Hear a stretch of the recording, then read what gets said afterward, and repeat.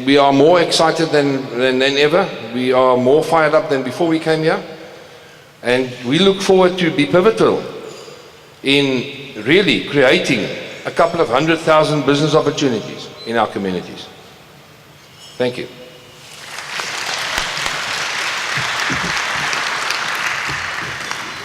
Hi, Damien Adset on Phalanx Logistics and Risk Management. I was wondering, what is one of these scooters going to cost on a monthly basis for the people? How much is it going to cost to buy one? So I say, yeah, we trying to keep it, the monthly repayment should be below what the normal commuter should pay now. A commuter in South Africa pays anywhere between 400 to 600 to 700 rand a month. Our base idea here would be to have it below 500, to have it in the region of 400 rand a month. That's your repayment of the scooter, plus the insurance, plus the maintenance, plus the services, everything included on it.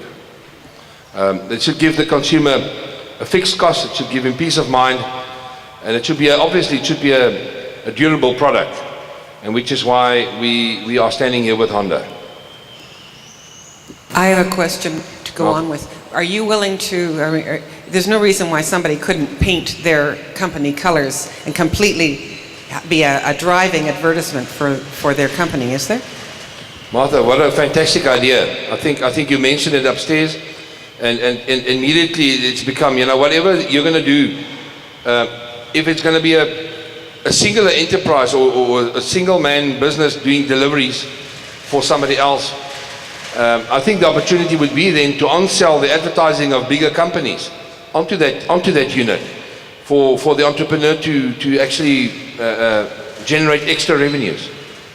But if you're a micro franchisor and you have like Cabello has a Keys Communication, he's selling his walls in townships, huh?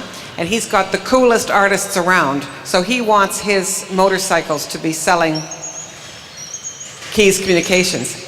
You'd be happy to do that? Yes, now the branding of the motorcycles are the easiest.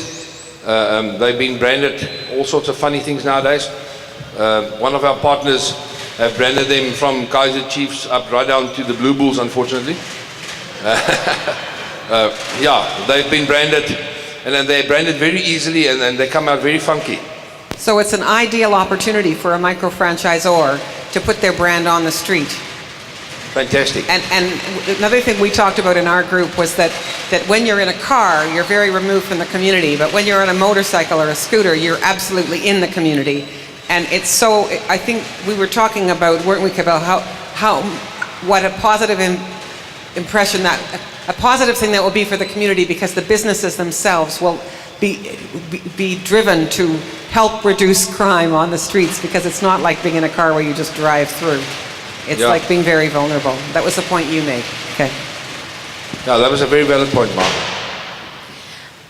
I just want to ask, have you done any research amongst communities as to how community members will accept motorcycles as a means of transport instead of current modes of transport? Yeah, we haven't done extensive research. We've done one-on-one research. We've had a couple of instances. We've actually donated a couple of scooters to different people, to different levels of society, to see how they accept it and experience it.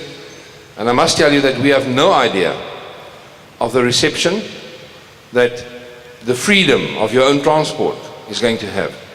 We cannot, possibly between you and me, or maybe you more than me, fathom the joy of being able to get from point A to point B, hassle-free and trouble-free.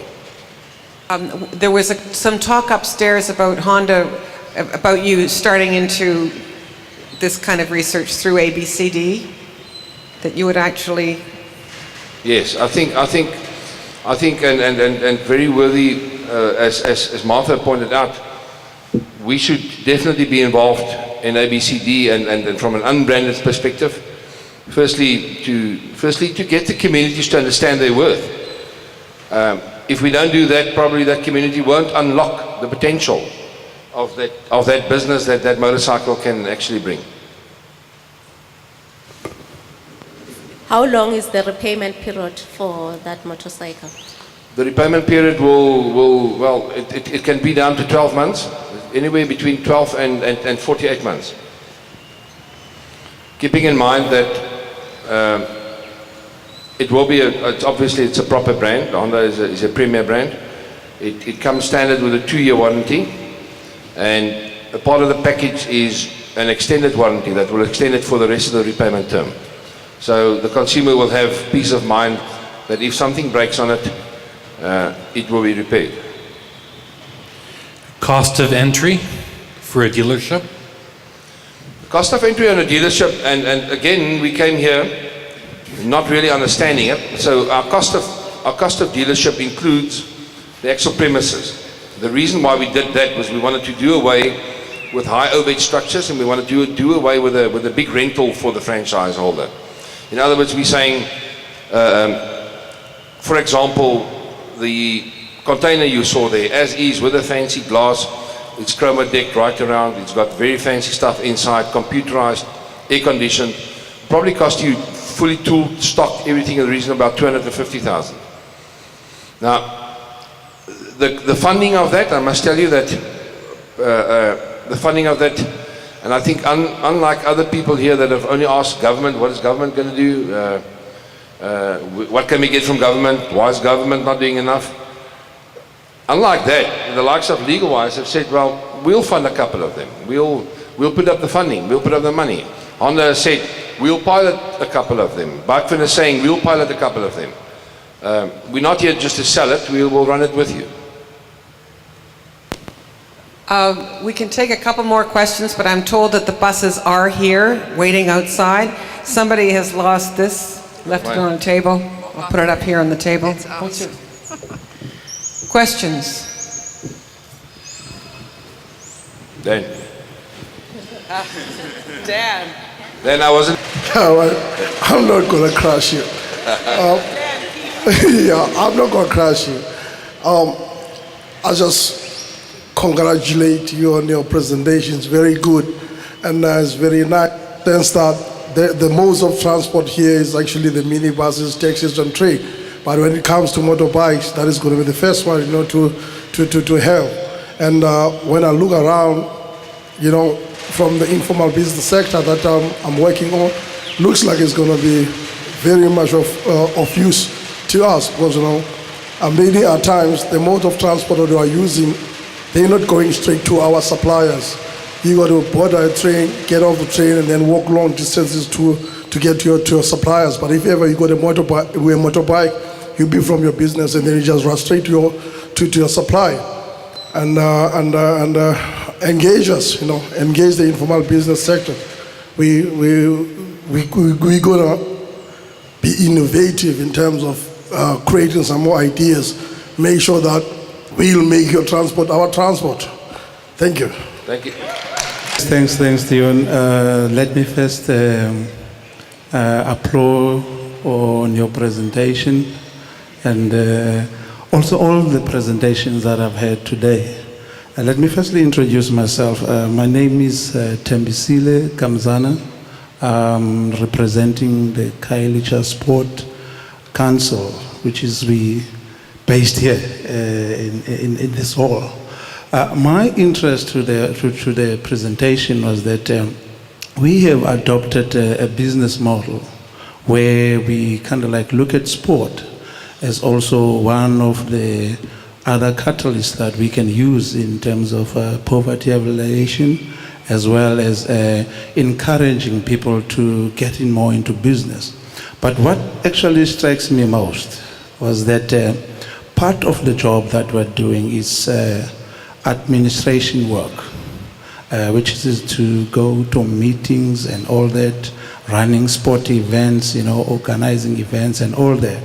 So when you actually make your presentation, I think it actually speaks to exactly what we were actually working on for quite a number of months now, when we envisaged to the business model, that I think Honda can play a very major role in terms of making sure that we transform sport and also make it sport something that is enhancing. So with those words, I'm actually very motivated. I'm looking very forward to engage with you guys. Thanks. A motorcycle circuit? I think, Martha, Branded? I think, Timisile, from our side, we reiterate the fact enough. When we came here, my mindset for one was the potential market is the commuter market. The guy who's paying 600 Rand a month on a taxi, let's give him cheaper than that, an affordable way to get to work and have freedom of the road. And that's what our concept was. And until we walked in here, and this myriad of opportunities fell open here, and actually developing the base of the pyramid in terms of businesses. It's mind-blowing. From here on forward, yeah, I can't even, I'll be able to maybe give you an informed and intelligent answer on that next year. On that note, ladies and gentlemen, can we just call it a day and we'll reconvene? Buses are leaving 9 a.m. tomorrow. Anyone who gets onto the bus needs to have checked out of the hotel. You can either leave your luggage at the hotel for the day in left luggage, or if you are flying out tomorrow afternoon, I think a lot of the business owners are flying out, you will be taken directly from here. Bring your luggage with you. And I think that's it. Have a nice evening tonight, and thank you all. Great day.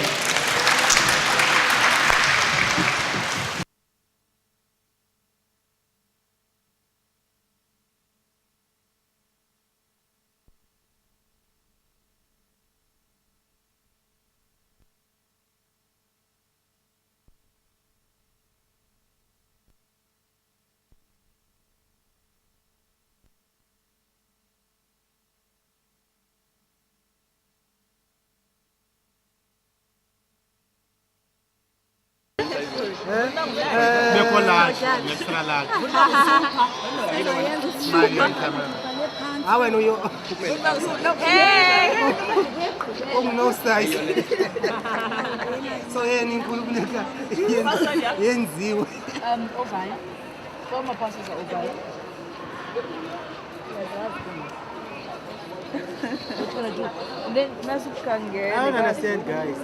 Really, initially it was selling up.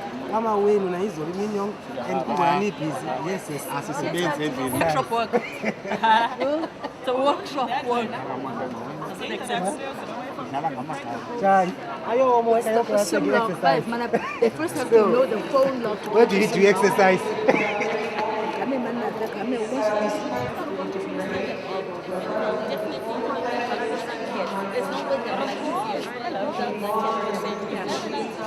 It could be 10%.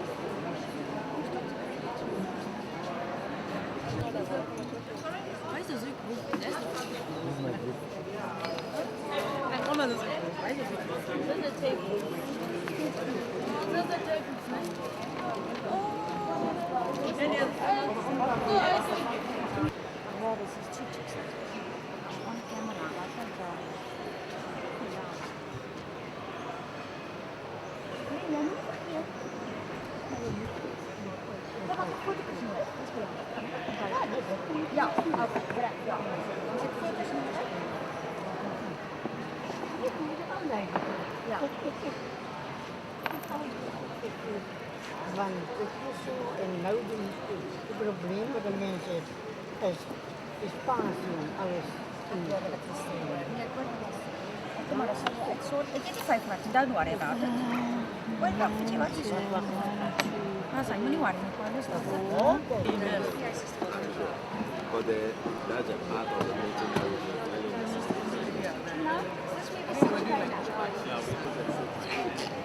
Your panel is ready. Please come and take your seats. We're ready to start. What we do, we call it CSI marketing because it empowers the community where you advertise. And I think and a good channel to tell people about the program.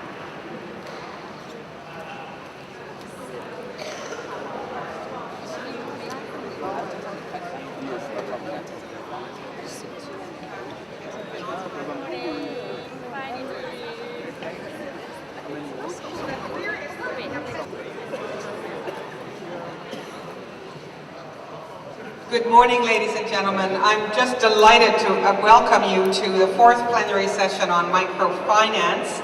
I have with me on the stage today Yvonne Radinku. We plan to finish within the hour by 11 o'clock, so each of the speakers will speak for a brief period and then we'll have some questions. And I will have a roving microphone. Thank you.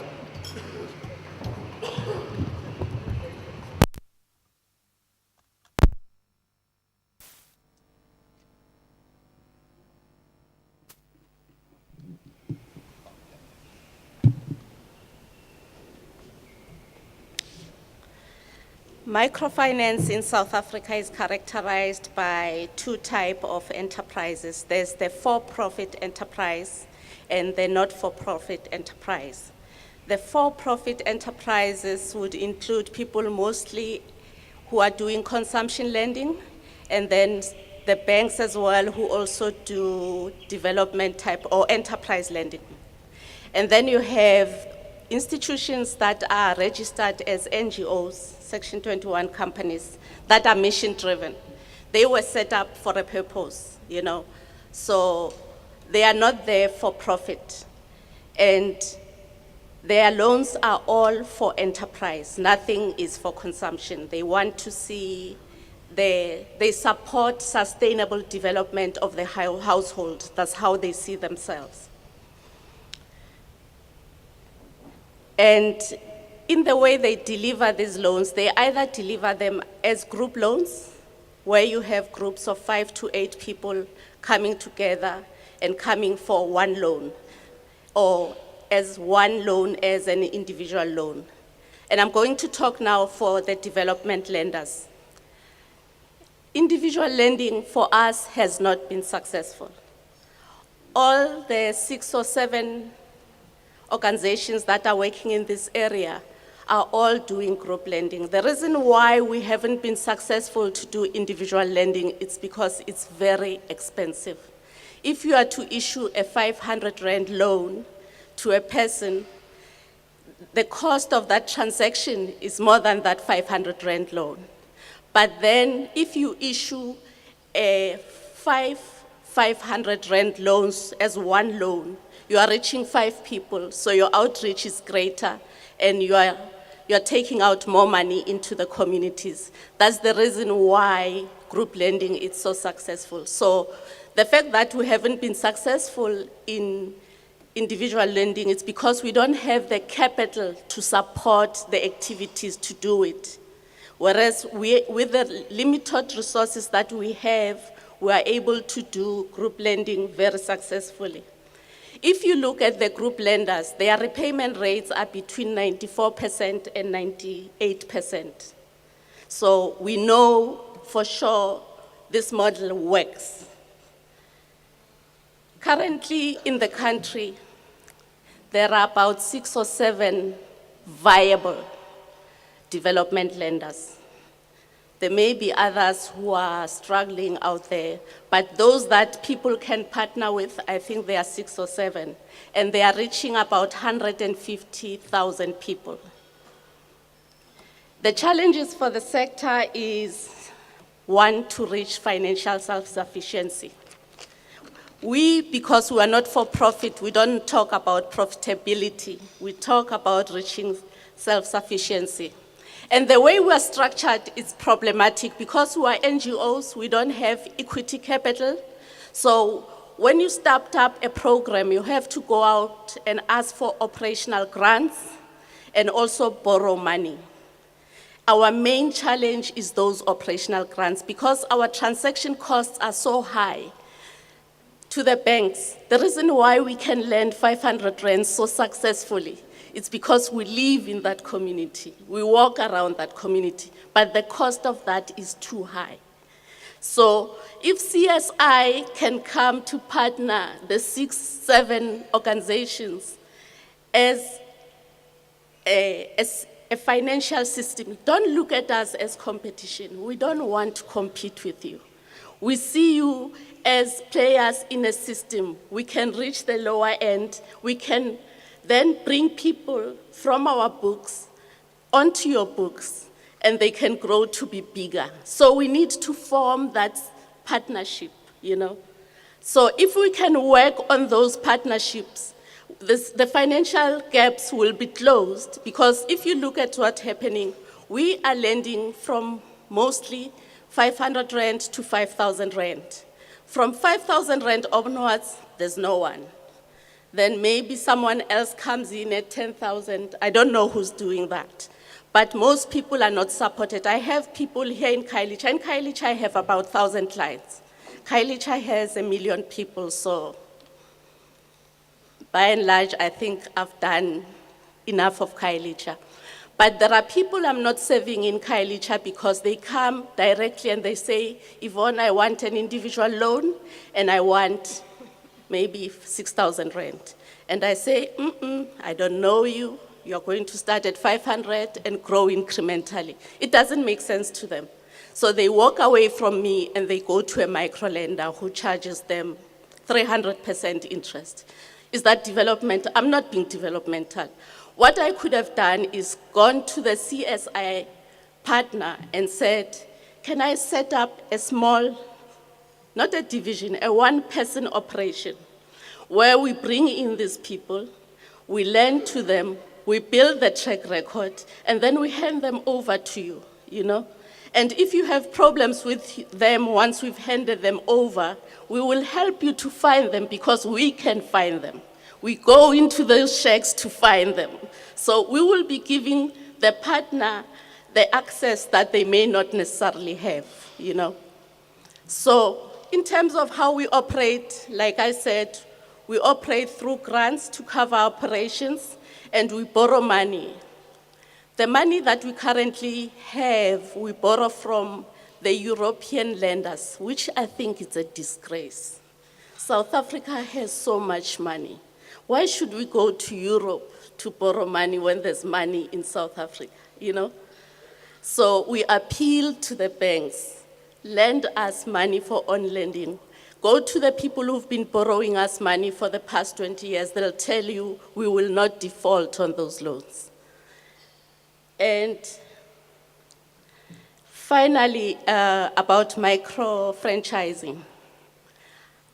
Before yesterday's session, I had thought differently about it, but I've changed my mind now. Standard Bank said they see this as an area in which they can operate. And my view is, that's fine. If the banks want to operate in that space, let the MFIs not operate in that space. We have limited resources. Let's use them smartly, you know? So I don't see us going into the micro-franchising space, primarily because the banks have shown interest into that space. But we would like to see partnerships with banks that would close the gaps within the financial system. Thank you very much. It's a bit of a feeble response. Good morning. Thank you, thank you. I'm Karen Matibula, I'm from Standard Bank.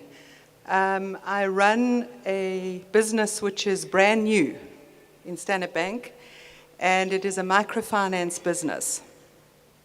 So I'm very happy to speak after my colleague because our view is that, in fact, there is a place for everybody in this market that we're talking about. And the market we're talking about is micro-enterprises, which for us is not a definition that we argue about turnover. It's a definition that says that you are probably informal, you probably employ very few, if any, people, and many of the people that we lend to are people who have no other options. So what the bank has decided to do is to say, how do we extend our ability to lend, not at a personal level, but at an enterprise level, at the very bottom of the market.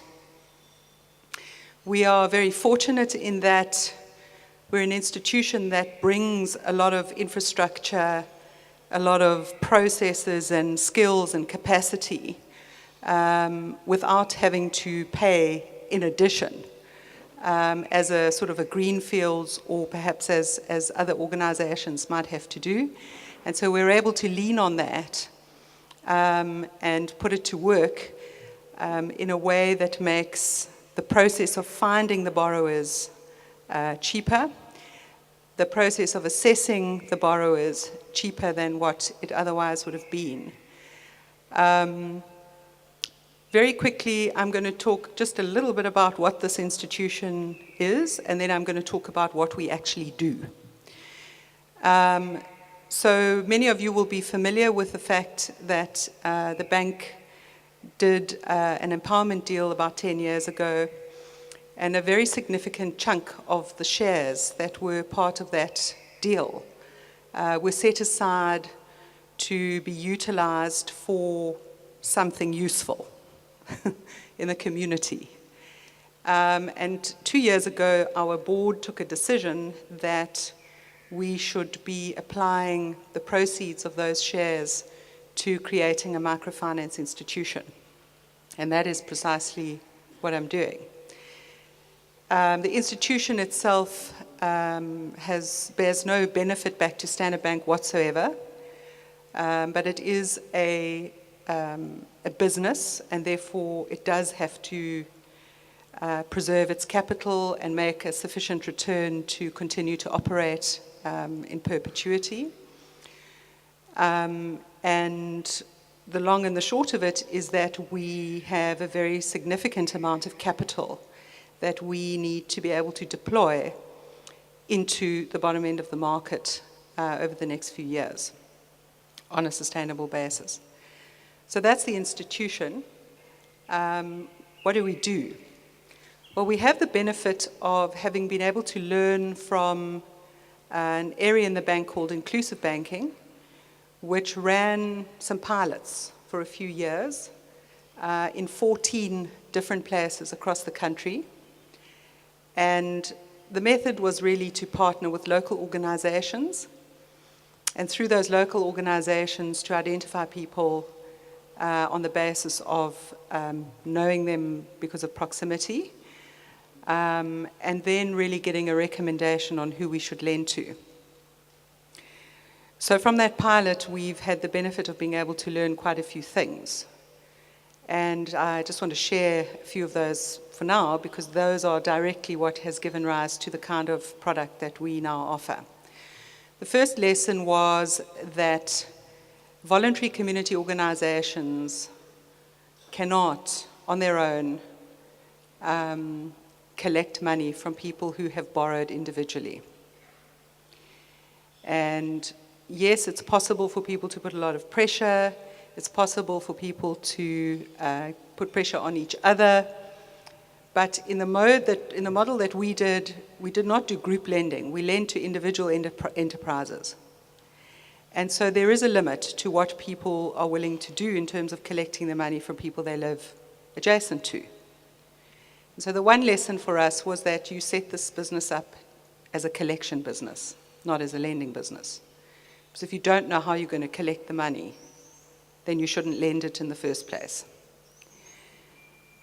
The second lesson that we learned was that the quality of origination, and that's just bank speak, it's a bank speak word, so forgive me, the quality of how you choose the people you're going to lend to is the most important decision that you're going to make. And that sounds fairly obvious, but if you are not able to understand who you are lending to, even though you're not making a personal loan, if you're not able to understand who you are lending to, the person who runs the business, the chances are you're going to make the wrong decision. Because at this end of the market, you can have a great business idea, but if the person is not committed, is not energetic, does not have a basic level of literacy and numeracy, the chances are they're going to fail. So that is the second sort of key lesson that we took away from this. The third is that the kind of loan that you give is also important. So in the pilot, we were giving loans up to 24 months and, 50,000 Rand up to 24 months. And it's very clear from the pilot that we should be limiting the loan tenor to 3 to 6 months, and that we should be limiting the value of each loan very much more substantially than 50,000. So the reality is that we are now in a position where we are, first of all, insisting that people who want to borrow from us go through some form of enterprise development training. We are not enterprise developers, we're a lender. So we're not confused about our role. And I think that's a mistake that a lot of people make, is that they try to be everything to everyone. We're a lender. So we like to partner with people engaged in enterprise development. We're not particularly fussy about what that process is, because we wouldn't know any better ourselves. But there are some key things that we like to get from the enterprise developer. The one thing is obviously that there is a reference to basic financials. So even if it's written on a piece of paper by hand, we don't mind. But the fact is that a person needs to have been taken through a process of understanding the difference between turnover and profit. What are all the costs? How do we manage cash flow? How do we manage the cash? So that's one thing that we do expect out of the process. The other is we like the enterprise developer to have run a process which is long enough for them to be able to take a view on the commitment of the individual to their business. And here, we're not looking for, who's a real entrepreneur, because what difference does it make? We're looking for people who are committed enough to make the business work. So even if you're somebody who has no other options in life and you survive because you run a spaza shop, that's good enough for us. Question is, how committed are you to running that spaza shop? Not whether you have aspirations of becoming Pick n Pay. So we're not, that's a very specific requirement for us. And the other thing which we are piloting is psychometrics, and essentially all that is we've been using a particular psychometric in other places, and it has proved to be very successful as a predictive tool. But we would never use it on its own.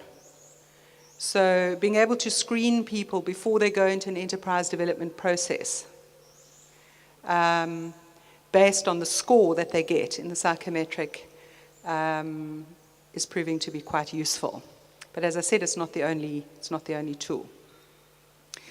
So those are sort of the outside of the bank processes that we would use. In some cases, those enterprise development institutions are community-based cooperatives. In other cases, they are NGOs. So we're not particularly fussy. We just like an institution that has a proper track record and has proof of having been able to sustain itself without having to work with Standard Bank. I think the last thing is that our own process, so what do we do as a lender in this process, is we run our own credit assessment process. And effectively that means that we have a person on the ground in the geography in which we are doing lending, and that person is equipped with some technology, and so they are able to do an on-site assessment of the business itself. So they visit the person where they run their business, and there are various bits of information that they gather and that they put into our system. The other piece that we do is we get a behavioral financial credit score on the person from a bureau, And what that does, it's not a credit score as such. It just tells you about the person's financial transactions. So if a person has an account at Edgar's and Truewords and all over the place, then it's useful to know that, because you can see from their behavior on other accounts whether they have a level of financial responsibility or not. We very often come across people who have judgments against them. So in the normal course of bank work, they would be excluded because they have a bad credit record. But we don't apply a hard and fast rule to that. We're much more interested in looking at what accounts do they have, when did the default occur, what did they do to remedy it, and so on. So it's slightly more in-depth. And essentially based on our in-field assessment, as well as that process, we come up with a decision. The other thing we do is, besides having someone on the ground, we have a call center that we contract in. And so the biggest success factor in this entire process is having constant visibility over the borrower. So we do that through the person on the ground as well as through the call center. Finally, what do we offer? Average loan size 10,000, so we would lend from about 2,000 Rand to 10,000 Rand. We lend on the basis of an enterprise. We do not do personal loans. Our interest rate is about 2% a month, and we will not lend beyond 6 months. So that is the long and the short of who I am and what I'm here to tell you about. And I'm very much working with NOMSA from our CSI team in terms of being able to identify partners that we would be able to do this in different geographies with. So thank you very much for listening to me. Good morning, everyone. We had breakfast, didn't we? Good morning. Thank you. Thank you, Martha, for your introduction, and thank you for affording WDB to share their experience with this meeting. What I'm going to do is I'm going to highlight what WDB is, what we do. I'll then touch on microfinancing in terms of how it fits in, or my comments in terms of what I've observed during this launch. And then I will also comment on CSI and the banks in general. WDB stands for Women Development Business. It's a group of companies with WDB Trust as the mother body, WDB Investment Holding, which does the investment and fundraising, and WDB Microfinance, which I'm heading. The trust and the investment holding, they all rally around for the microfinance. Microfinance should not go without resources because the trust is there, the IH, the investment holding is there. But even though they still do their own fundraising together with IH. As a group, our main thrust is to address poverty in South Africa. The microfinance works with the rural women, the poor, the ones that are at the bottom of the pyramid. We keep making reference to the BOP, bottom of the pyramid. For us, it's bottom of the poverty pyramid. We are right at the bottom. I've heard a number of references to the bottom of the pyramid. Some say bottom of the market. It's given different definitions. And I think it's one of the things that we need to address when we start talking in terms of development and poverty alleviation. How are we defining our terminology so that we are all clear? WDP was established in 1992. It's been in operation for over 20 years. And right now it's operating in 4 provinces. That's Limpopo, Mpumalanga, Eastern Cape, and KwaZulu-Natal. In KwaZulu-Natal, we have divided that into north and south. So in terms of our operations, we've got 5 regions. And currently we have 30 branches. Each region has got a maximum of 6 branches. We use group lending methodology, which my colleague Yvonne has highlighted. Its advantages. For us, it helps with collateral issues. It helps with cost effectiveness in terms of our outreach. Our loan sizes, for your initial loan, it ranges from 0 to 1,000. We've got 2 loan products, that is the Siakula, which is from 0 to 3,500, and we've got the Enterprise, which is from there up to 20,000.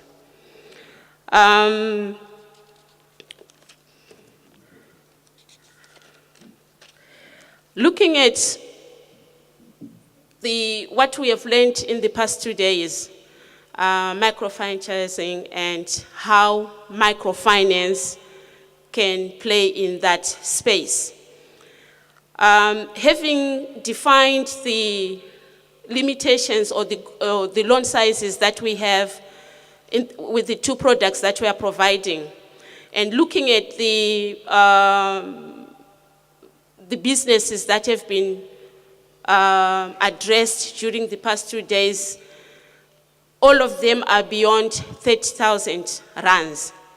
Now I'm looking at my client and I'm saying, if they have to go in that space, will they be able to access that 30,000? And I think Yvonne has said it nicely in that it looks like the banks are going into that space and not so much the microfinance institutions as we know, as with their limitations as they have now. But I can also see an opportunity whereby, for example, in our enterprise program, clients can go into a venture, into a joint venture, where they pull out their resources to go for microfranchising. For example, if they've reached an extent where they can borrow 20,000, another one 20,000, another one 20,000, they can pull their resources and go for that. But the challenge would be the clients themselves will be doing individual businesses. Would they want to venture into one business, for example, bakery? But I've been selling my magwinya, I've been selling my tomatoes. Now I need to join together with my colleagues to go into a joint venture like bakery. That's a big challenge. But I think opportunities are there. As we are dealing with our clients, we are providing awareness, we are providing education, we are providing information. It's something that they can be entertaining until they get to that stage. So I'm not knocking off the idea of microfranchising. It is a good idea, it can be done. The space is there. We can all be there. I know this is a boxing hall, but we are not here to fight. So we are just here to share our experiences and to highlight some challenges that we face. Which brings me to my last comment. Where's my sister Nomsa? Is she here today? Oh, thank you. I liked your presentation yesterday. You are straightforward, you are to the point, you said it all.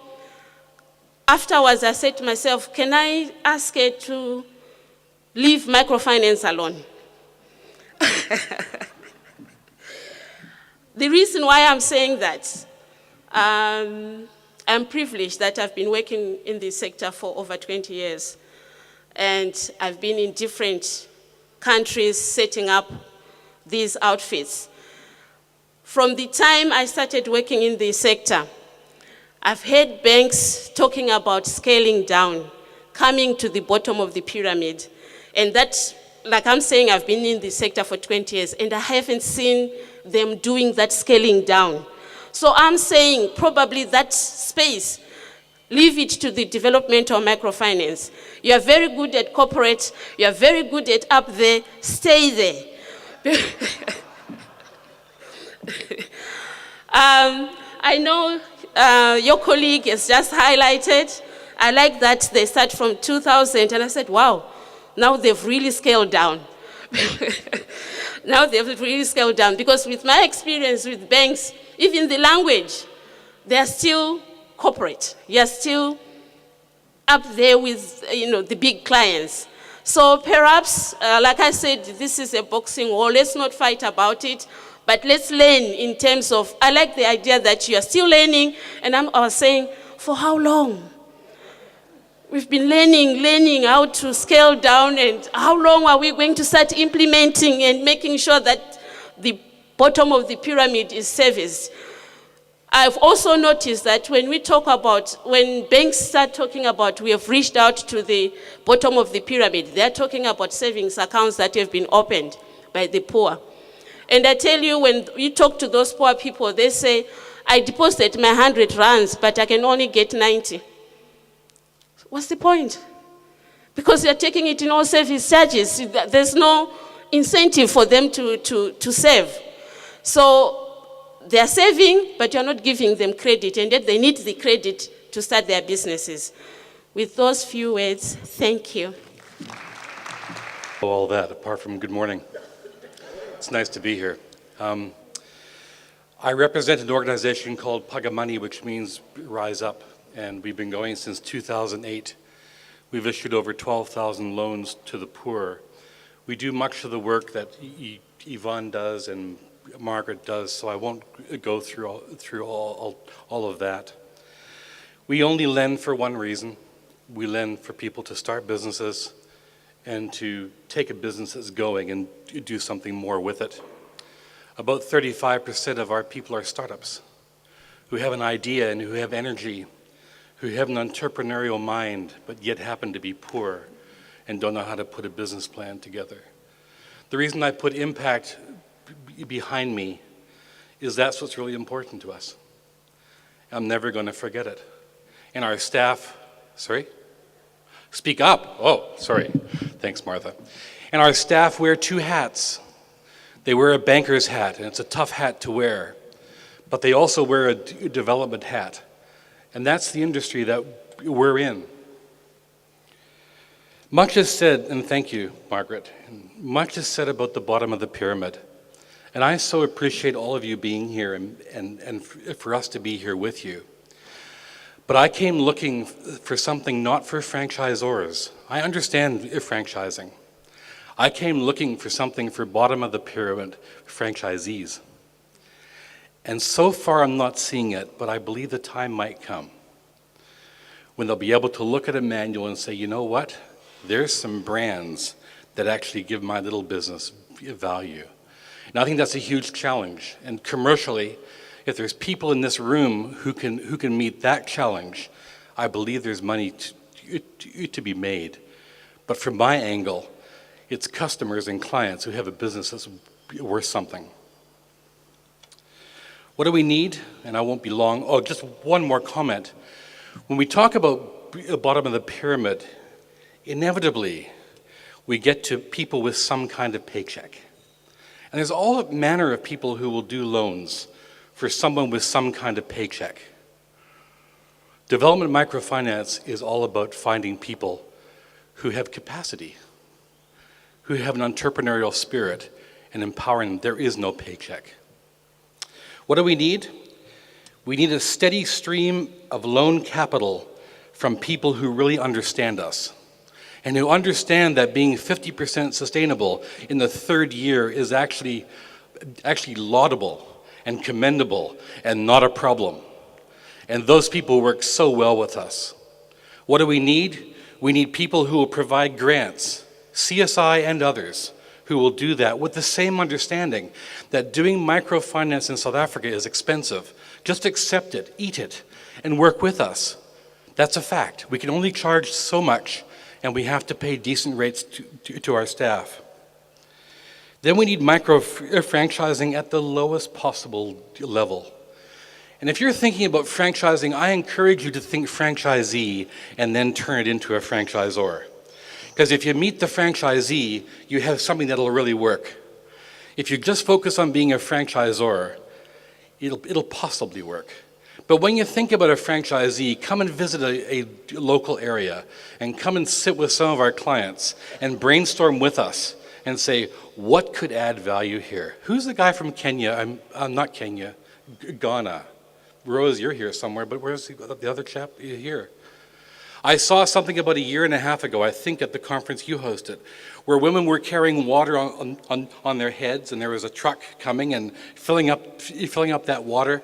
And I thought if they could just be a brand on that head and a brand on that truck, a client has a business that's worth something and can actually sell it, just like I would like to sell something.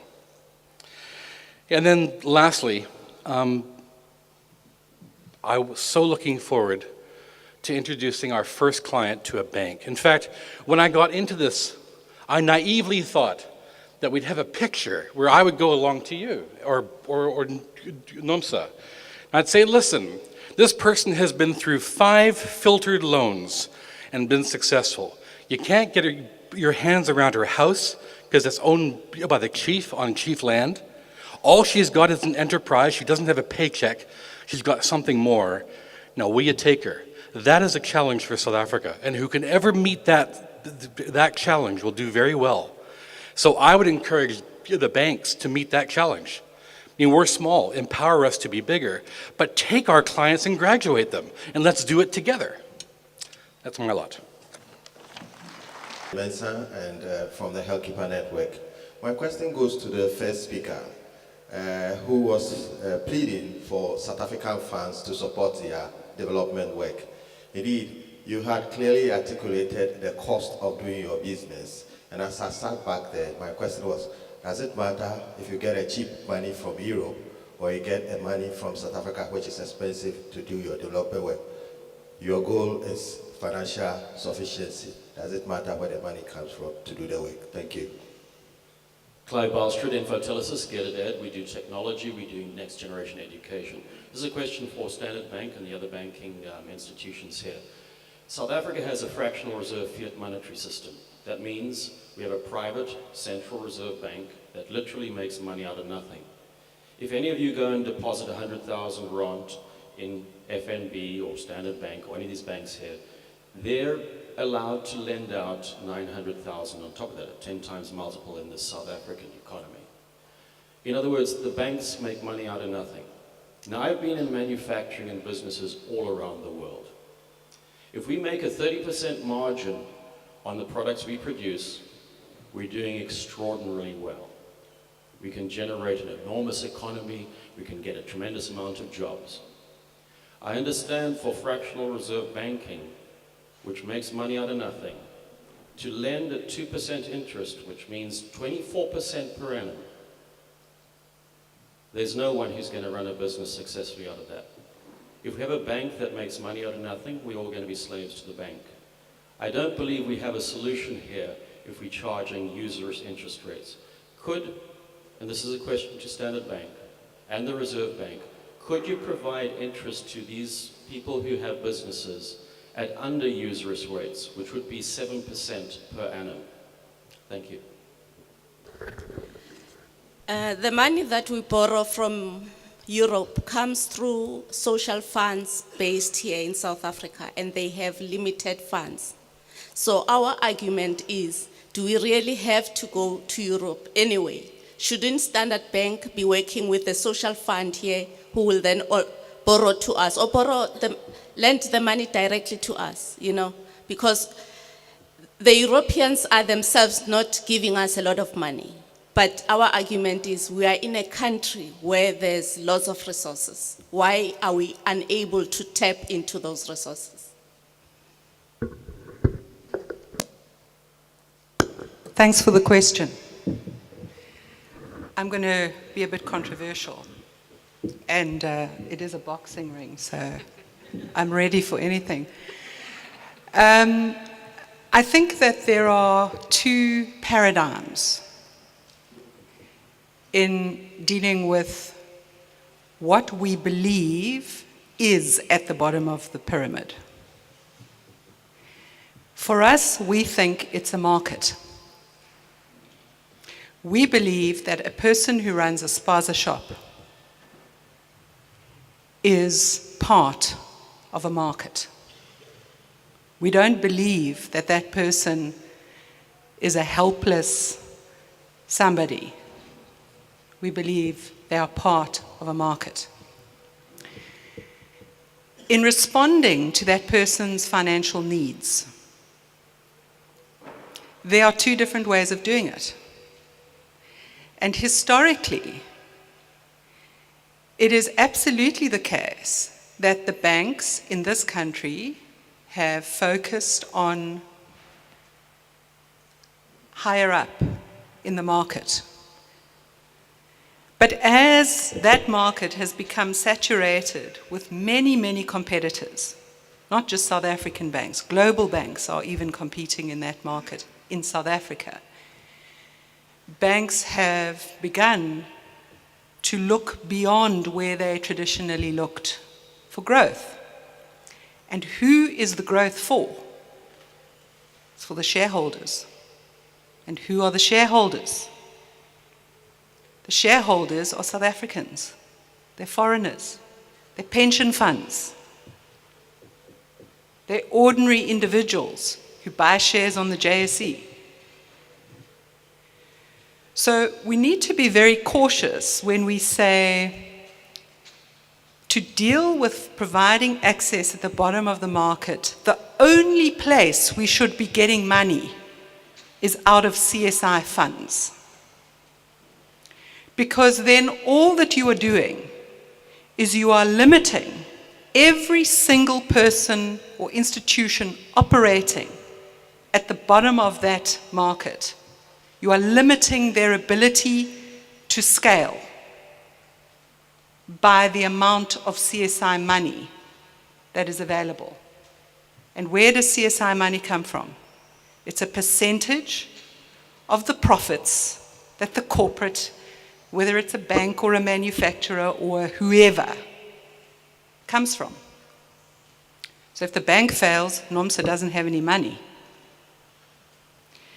We believe, as Standard Bank, that we need to get beyond that paradigm in South Africa. We need to make it our business to be able to lend to the spaza shop owner, unsecured. We need to be able to provide transactability to that bottom end of the market person. What does that mean? Not a savings account that costs you half of what you put in, but a savings account that costs you nothing. And when you transact, it doesn't cost you more than 25, 30, 40 cents. That is what we need to be doing, because we are the institutions who are raising the capital. We are attracting investors to put their finance in our hands so that we can finance other people. That's what a bank is. Now, coming back to the question of rates. The question that's being asked is a question for the Reserve Bank, to be honest. We operate within a system. There is a particular governance around how you deal with usury, and in our case we have regulations to protect individuals against excessive rates. Our institutions that enforce that are not very robust yet, but as a bank I can assure you that 300% and up, those kinds of rates you're not going to find, because those are contrary to the NCA. The bottom line, though, is that in order for me to run the business that I'm running, it is not sustainable to utilize your margin income, the money you make on interest, to fund operational expenses. And most people who are lending money at the bottom end of the market, who don't come out of, who are not regulated by the Banks Act, a lot of those institutions fail Because when you look at the interest income, it looks like a highly profitable business. But when you are lending thousands of very small loans and you have a 10 or 20% default rate, that loan that defaults is wiping out whatever profitability you thought you might be having. And so it is irresponsible to use the interest income to fund your operating cost. It should be there to preserve the capital, and it should be there to cover the cost of bad debts. That's why you're charging interest. It's the risk that you're charging for. The operating costs need to be run out of the fee income. That is the income you earn from all the things you do that are not about charging interest. And that is certainly our business model. The rate of interest itself is really a function of where you get your capital. If your capital is free and you don't expect to make a return on the capital, you can charge anything you like. You can charge 1%. If your capital is not free and you need to preserve it over time, then you must charge at least the cost of inflation and at least a percentage that is going to cover what you assume your default rate is going to be. Because we remember when people default, the capital is lost. So that would be the interest rate that you would charge for that. If you have to make over and above that a return for shareholders, then you're going to charge an interest rate commensurate with what those shareholders are looking for. So in the business that I'm running, I was very particular to say that we are using the proceeds of shares to capitalize our business. And that does not mean that the capital is free. But what it does mean is that we need to make sure that that capital is available on an ongoing basis so that we can continue to lend over time. And for us, a huge part of getting people to understand how and why their repayment is so important is to point out to them that if they default, they are denying somebody else the opportunity of being able to